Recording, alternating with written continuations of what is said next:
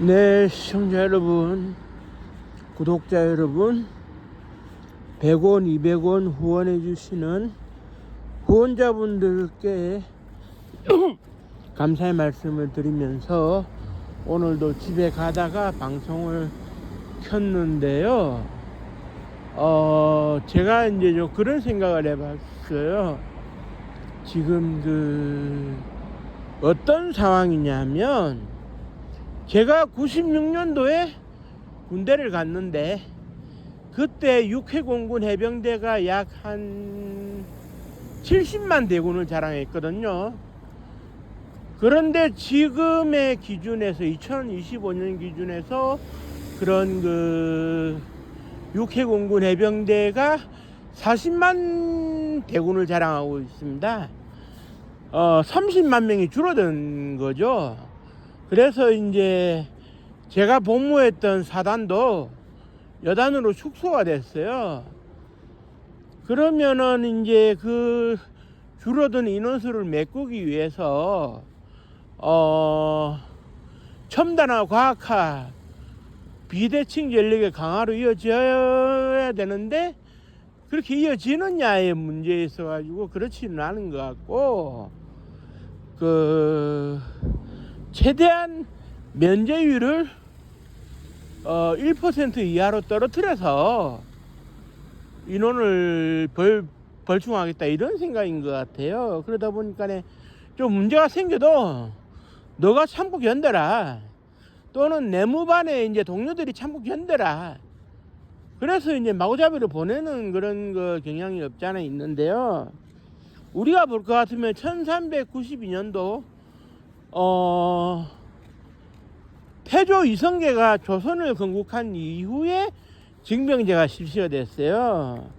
그런데 이제 이 징병제라고 하는 것이 그럼 실제로 군대를 가느냐? 군대를 안 가죠.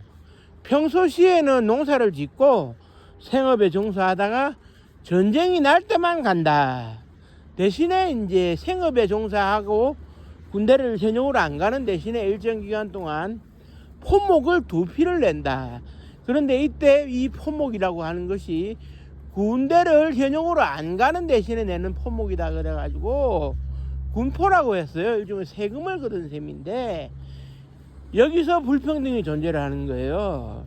조선시대의 그 산업공상이라고 하는 신분제 하에서 소위 양반 직첩을 가지고 있으면 군포를 낼 필요가 없었거든요. 그런데 일반인들은 3대가 군적에 오르는 거예요. 무슨 얘기냐? 부인의 입장에서 내 남편이 군대 갈 나이가 됐으니, 만 16세 이상이 됐으니 군포를 내는 건 당연하겠지만 돌아가신 시아버지도 군적에 올라 있지 않나. 베네 쪽으로 물도 안 말랐는데 내 아들 소위 똥기저귀도 못 갈았는데 군적에 오르지를 않나. 이게 이제 황구첨정 백골징표라 그래가지고 이 말이 많았어요. 죽은 사람한테도 군포를 내라 한다든지. 그럼 누군가가 떼먹겠죠, 필요 이상으로 거치면. 그러다가 이제 우리가 일제강점하 36년을 겪고 난 이후에 1949년 1월 1일부로 이제 오늘날에 이제 징병제도가 실시가 됐는데요. 그래도 빠지는 사람들은 많이 빠졌어요. 예를 들면은 이런 게 있겠죠. 좀 나이가 좀 많은 것처럼 속여가지고 징병검사 대상이 안 되는 것처럼 해서 빠지기도 하고, 한국전쟁 때 이북에서 내려온 사람들이 호적을 안 갖고 내려오거나 엉터리 호적을 갖고 내려와가지고 나이가 징병 대상에 해당되지 않는 것처럼 해서 군대를 안 간다든지. 그리고 육사 11기생들 같은 경우에 어떤 경우였느냐, 전두환, 노태우 이런 정호용 이런 사람들이 이제 육사를 갔는데 최전방 소총수로 끌려가기 싫으니까 병역 기피를 하는 셈이었어요. 육사에 들어간다는 것 자체가 전쟁을 기피하는 거죠.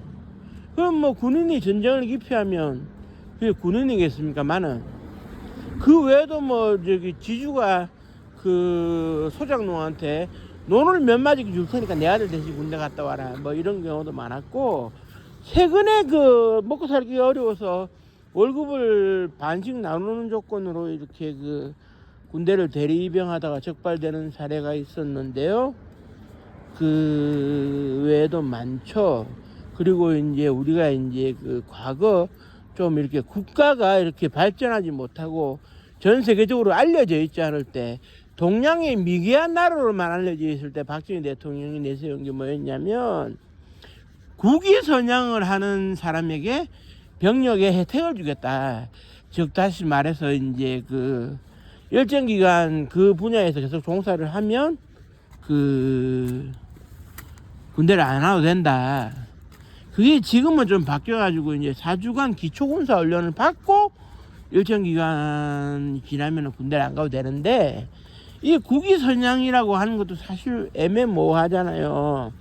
기본적으로 말씀드리면 운동선수의 경우에는 그 아시안게임에서 금메달을 딴다든지, 그 다음에 올림픽에서 동메달 이상을 딴다든지, 그러다 보니까 어떤 일이 벌어지느냐, 야구 종목 같은 경우에 프로 선수들이 출전하는데, 그 대만이나 그 일본 같은 경우는 사회인 야구 선수들이 출전하기 때문에 수준차 갭 차이가 있어요. 그러면 금메달은 쉬운 거 아니냐. 그렇다고 한다면 25명의 선수를 선발할 때 각 팀별로 주요 포지션에 있어 가지고 병력의 혜택이 아쉬운 선수를 뽑아달라, 이렇게 밖에서 되겠습니까? 그래 이제 예를 들면 2006년도 월드 베이스볼 클래식 처음 열렸을 때 김민식 감독이 이끄는 대한민국 국가대표팀이 4강에 갔어요.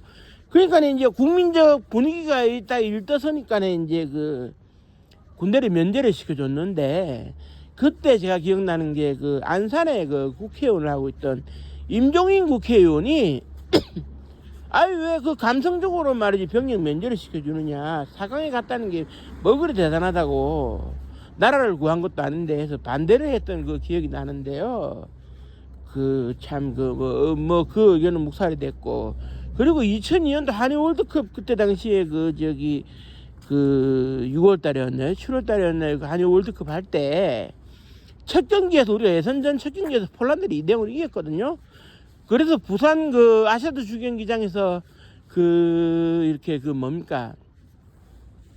경기를 직관했던 김대중 대통령이 라크룸에 들어가가지고 히딩크 감독을 만나가지고 통역을 이제 대동하고 이제 만나가지고 4강에 진출하면 병력 혜택을 주겠다고 했는데, 실제로 4강에 갔어요. 병력 혜택은 받았지만 실제 병력 혜택은 어떻게 되느냐, 당시 정몽준 국회의원들이 동료 국회의원들을 설득해가지고 월드컵 16강에만 가면 병력 혜택을 주겠다. 근데 이게 너무 감성적이지 않습니까? 그리고 국제대회에 나가서 콩쿠르 대회 같은 데 입상하면 음악인들에게 뭐 병력 혜택을 준다. 근데 사실 그렇지 않습니까? 일반인들은 병력 혜택을 받을 기회가 거의 없는데, 일정한 직업을 가진 사람들은 혜택을 준다. 이게 불공평할 수 있고, 어디까지가 국위 선양인 거냐. 예를 들면은 최근에 문제가 되고 논란이 됐던 BTS가 그렇게 국위 선양을 하는데 꼭 현역으로 가야 되느냐. 그래 이제 BTS는 당당하게 이제 전 멤버들이 군대를 현역으로 가는 것으로 해가지고 이제 응답을 하긴 했는데요. 뭐 그 외에도 보면은 그때 당시에 공익근무요원이라 그랬고, 지금은 사회복무요원이라 그러는데, 가기 싫어서 이제 미국 시민권을 바꿔치기 해가지고 군대를 면탈함에도 불구하고 다시금 이제 와가지고 이제 나이가 들어가지고 조국을 찾고 싶다고 대한민국에 기어 들어오려고 하는 스티브 유 같은 외국인도, 검은 머리 이제 외국인도 있고.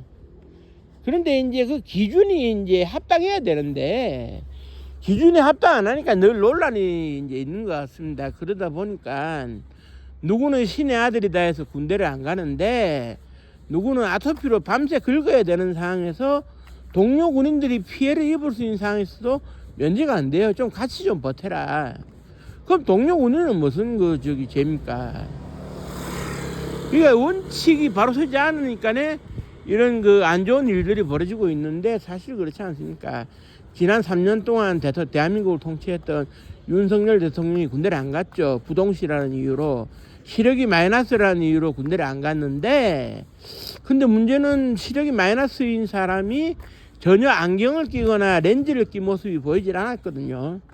그 좀 냄새가 난다라는 오해를 살 수는 있어요.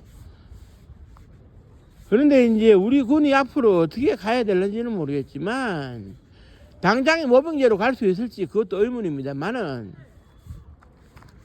자연 발생적으로 면제가 되어져야 될 사람은 되어져야 되겠죠. 그리고 이제 그 첨단화 과학화 비대칭제를 강화로 이어질 수 있으면 이어져야 된다고 생각을 하고, 대신에 방위산업 분야에서 돈을 떼먹는 군인이 있다면 사회에 쳐야 되는데, 문제는 뭐냐면 그 2016년도인가요? 그때 당시 국방부 장관이 그 국회에 나와서 뭐라 그랬습니까? 생계형 비리가 있기 때문에 좀 이렇게 좀 예외를 좀 우리가 보고 있다. 이 말이 안 되죠.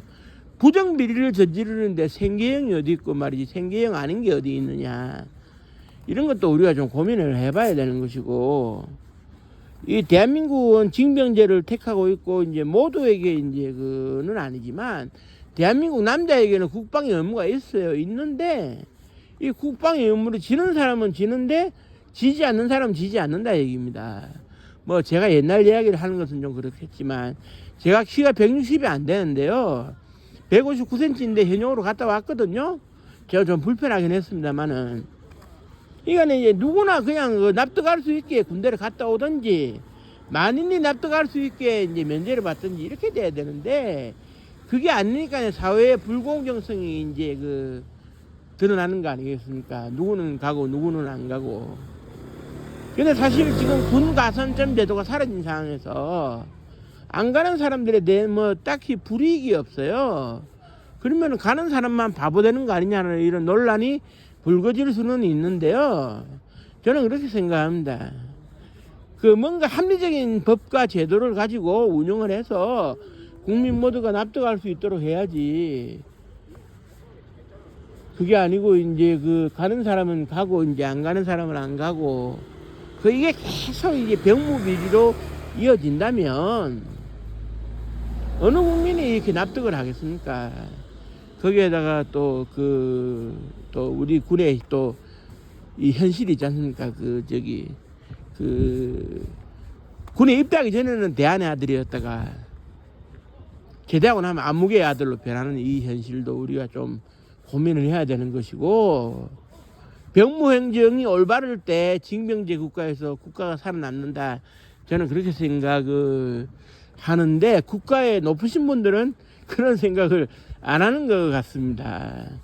그 서구 유럽이나 미국 같은 데 보면 노블레스 오블리주라 그래가지고 이제 영국 같은 경우만 해도 영국이 아프가니스탄에 파병을 왔을 때 그 영국의 왕실의 왕자가 최전선에서 이제 그 돌격 앞으로를 하고 있더라고요.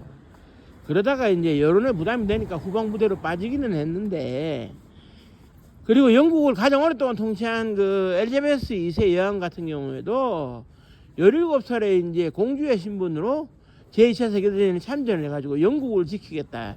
그래서 트럭 운전수를 했더라고요. 여자의 몸으로. 왜 우리나라에서는 그런 모습을 쉽게 찾아볼 수 없는지 이게 참 안타깝더라고요. 대한민국의 알만한 고위층들은 다 군대를 면제를 받거나 그 사람들의 자녀 손자들이 그 미국 시민권을 취득을 해서 편법으로 이제 군대를 안 간다든지, 물론 개개인의 속사정은 다 다를 수가 있을 겁니다. 하지만 대한민국 국민으로서 대한민국 국적이 부여된 사람이 이래저래 이제 도망을 가기 바쁘다. 이런 현실은 소위 말해서 나쁜 표현으로 꼴불견인데, 이게 이제 극복이 이게 안 되고 있어요. 법과 원칙의 기본을 지킬 수 있어야 되는데 기본이 안 지켜지고 있는 이 현실을, 그것도 또 그렇다고 누가 뭐 타파할 생각도 안 해요. 타파할 생각도 안 하고. 그러니까 이 대한민국이 이제 이렇게 이제 어설프게 흘러가는데, 이게 좀 바뀌어야 되지 않나 이렇게 생각을 하고요.